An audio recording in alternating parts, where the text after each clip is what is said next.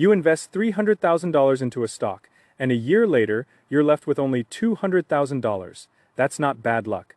That's looking at the wrong numbers from the very beginning. Most people choose stocks this way. They open their app, glance at the price, think, this one's cheap, that one's too expensive, and hit buy. Or they hear a friend say a stock is hot right now, dive in, and end up trapped. But you never actually know what you are buying. That is the fatal flaw of retail investors in Taiwan. You're always watching the stock price. But the price itself tells you nothing. A $50 stock can be 10 times more expensive than a $500 stock. That's not a riddle, it's a fact. You've been fooled by the stock price for years. Try calculating it yourself. Today, I'm going to share the selection logic that leads to long-term success in the stock market based on just two numbers. Not technical analysis, not order flow, not smart money trends, just two numbers that anyone with a computer can find in 5 minutes. Yet 90% of retail investors never truly understand what they mean. After watching this video, you will know how to judge if a stock is overpriced or undervalued, and whether it's worth holding long-term. You'll learn about the two most common cognitive traps that kill retail returns, and you'll walk away with an investment framework for life. Remember this core message: stock price is market sentiment, but value is corporate fact. Long-term wealth is built by buying based on facts, not by guessing emotions. You might find this simple now, but after this video, you'll want to screenshot it and keep it forever. Let's start with how Taiwan's retail investors lose money. According to Taiwan Stock Exchange statistics, the long-term performance of individual investors significantly lags behind the overall market index. Many trade too frequently and lose too much, not because they aren't working hard, but because their methods are flawed. They look at price, not value. They chase trends, not fundamentals. Have you had this experience? You see a stock rally from $200 to $300, think it's too expensive, and don't buy, only for it to hit $500. Or, you see a stock drop from $100 to $50, think it's a bargain, dive in, and watch it continue to crash to $20. Why? Because the standard you use to judge cheap or expensive is fundamentally wrong. Stock price is an absolute number, but it has no direct correlation to whether a company is actually worth investing in. This brings us to the first fundamental rule: assessment through P/E ratio, price to earnings, and ROE, return on equity. These two numbers are the core indicators of whether a company is profitable, and if its stock is worth the price tag itself is irrelevant. The standard definition of P/E ratio is market price divided by earnings per share. EPS. Simply put, if you buy this company at the current price, how many years will it take for the company's earnings to pay you back? A stock with a P/E of 15 means, theoretically, it takes 15 years of earnings to recoup your investment. A P/E of 30 takes 30 years. So, a $50 stock that earns $1 per share has a P/E of 50. A $500 stock that earns $50 per share has a P/E of only 10. Which one is more expensive? Obviously the $50 one. Do you see how the price tag fooled you? What is the reasonable range for P/E in Taiwan? According to historical data from the Taiwan Stock Exchange, the average P/E of the TAIEX has long hovered between 15 and 20 times. If you buy a stock with a P/E far above this, say over 40 or 50, you need to know exactly what you're buying. You are paying a huge premium that must be supported by explosive future growth. The risk is significantly higher. This doesn't mean you can't buy high P/E stocks, but you must know what you are carrying. Here's a trap most retail investors fall into: buying stocks just because the P/E is low. This happens for two reasons: either the market has undervalued the company, or the company's earnings are collapsing. If it's the latter, you've bought a value trap. It looks cheap, but it's actually becoming more expensive. That's why you must pair P/E with ROE. ROE, return on equity, is the second key number. Its standard definition is net income divided by shareholders' equity. Simply put, how much profit does this company generate for every dollar of shareholder capital? An ROE of 20% means for every $100 you invest, the company generates $20 in profit.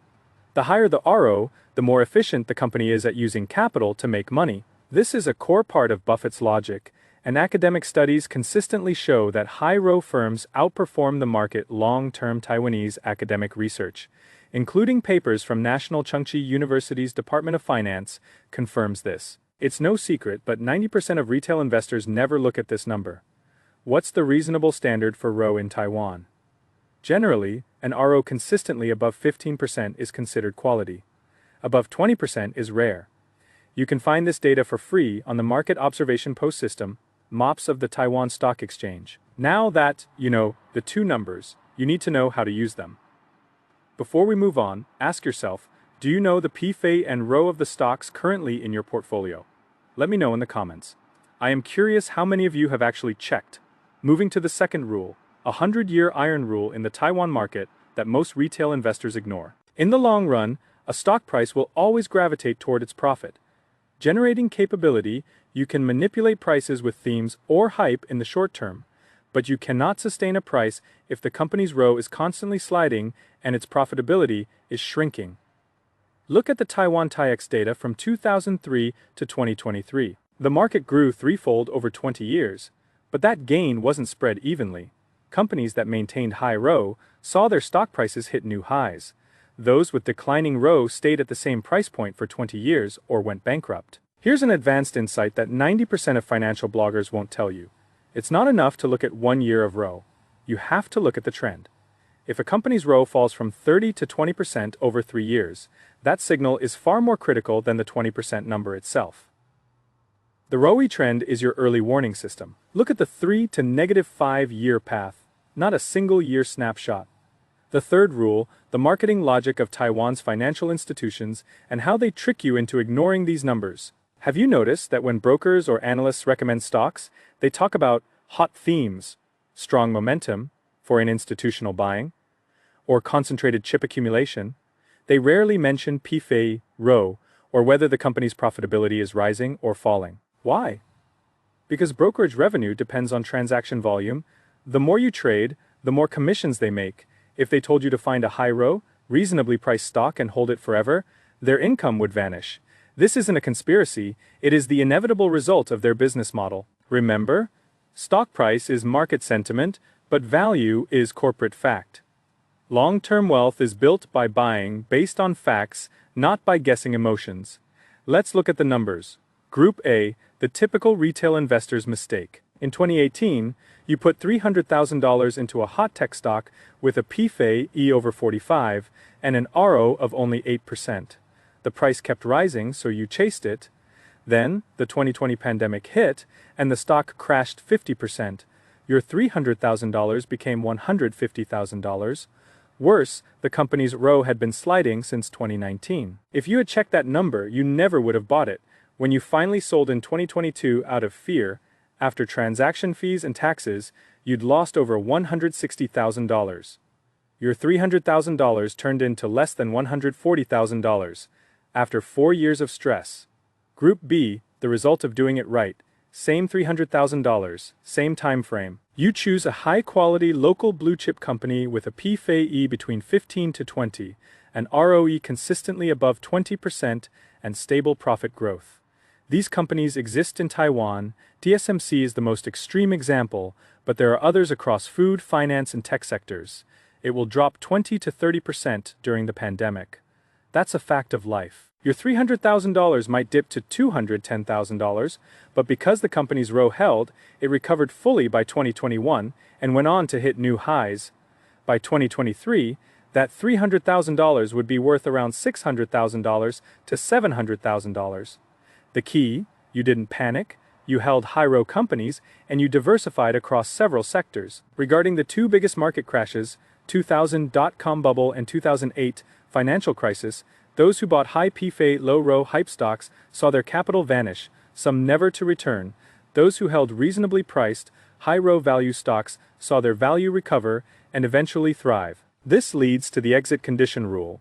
A stop loss should be triggered by a fundamental change in earning power, not short-term price fluctuations. Here are 4 simple, zero-barrier steps you can take today.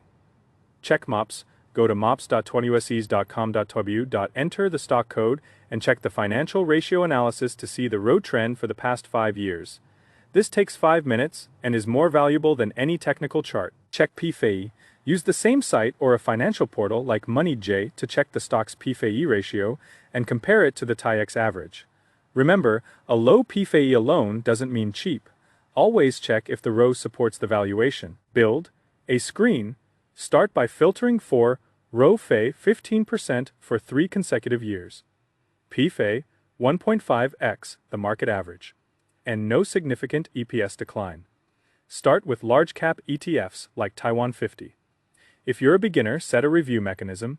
Put a reminder in your phone every 6 months to recheck your holdings. If the ROE falls by more than 3% for 2 consecutive periods, or if the PFE blows out past historical ranges, reevaluate. You aren't day trading, you are keeping a disciplined eye on fundamentals. Zone final expert tip: watch out for cross-holding and treasury stocks manipulation. Some groups inflate their ROE by pushing profits into subsidiaries, or artificially lower their PFE by buying back their own stock to reduce share counts without actually improving business efficiency. Always look at consolidated financial reports to see where the profit is actually coming from. To wrap up, stock price is market sentiment, but value is corporate fact. Long-term success is about buying the fact, not the emotion. Before you buy a stock, ask yourself, what's the PFE, what's the ROE, what's the trend? Master those 2 things, and you've already outperformed 90% of retail investors. Don't pick stocks by guessing who will go up. Pick stocks that you won't regret holding, even if you're wrong about the short-term direction. Let me know in the comments, what's the most useful concept you learned today? The true meaning of PFE, the importance of the ROE trend, or the treasury stock trap? I'll use your feedback to decide the direction for the next video.